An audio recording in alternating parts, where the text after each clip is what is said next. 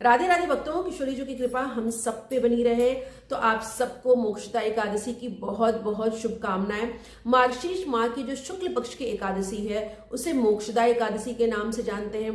तो जैसा आपको नाम से ही ज्ञात हो रहा है, मोक्षदा एकादशी अर्थात मोक्ष प्रदान करने वाली एकादशी।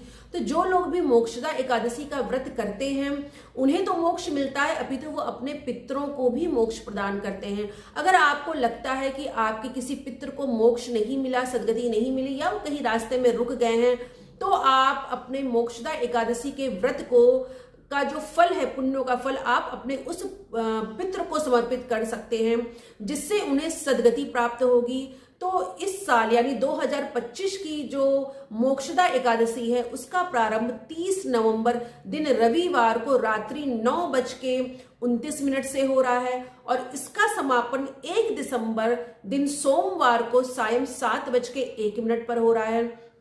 तो उदया तिथि के अनुसार जो व्रत है वो 1 दिसंबर के दिन ही रखा जाएगा और जो व्रत का पारण है वो 2 दिसंबर सुबह 6:50 से 9:05 के बीच में कर लेना चाहिए।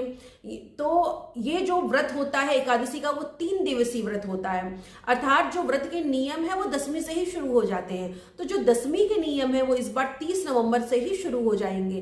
30 नवंबर के दिन रविवार के दिन आपको सिर्फ एक टाइम ही खाना खाना चाहिए, भोजन करना चाहिए और आपको अपने भोजन में लहसुन प्याज आदि का उपयोग नहीं करना चाहिए। पूर्ण रूप से आपको ब्रह्मचर्य का पालन करना चाहिए। और दूसरे दिन 1 दिसंबर को ब्रह्म मुहूर्त में आप उठ जाइए। स्नान करने के बाद तुलसी महारानी को दीपदान करने के बाद आपको भगवान के सामने संकल्प करना है कि हे प्रभु, अपना नाम और आपके गोत्र का नाम लेके कि प्रभु मैं ये मोक्षदा एकादशी का व्रत कर रहा हूं। अब आपको ये जो मोक्षदा एकादशी के व्रत है उसके पुण्यों को आप या तो भगवान को भी समर्पित कर सकते हैं, अथवा तो अगर आपको अपने पितरों को समर्पित करना है तो ये संकल्प में आपको बोलना होगा कि प्रभु मैं ये जो व्रत कर रहा हूं इसकी जो पुण्य है वो अपने मैं इस पितृ को समर्पित करना चाहता हूं, तो आप उसको सदगति दें। तो ये आपको अपने संकल्प में बोलना होगा। पूरे दिन आपको भगवान के नामों का जाप करना चाहिए, विष्णु सहस्त्र नाम, गोपाल सहस्त्र नाम, गीता जी का पाठ, श्रीमद् भागवतम का पाठ और जो भी स्त्रोत या फिर आपको गुरु प्रदत्त जो आपका मंत्र है उसका आप निरंतर जाप करते रहिए।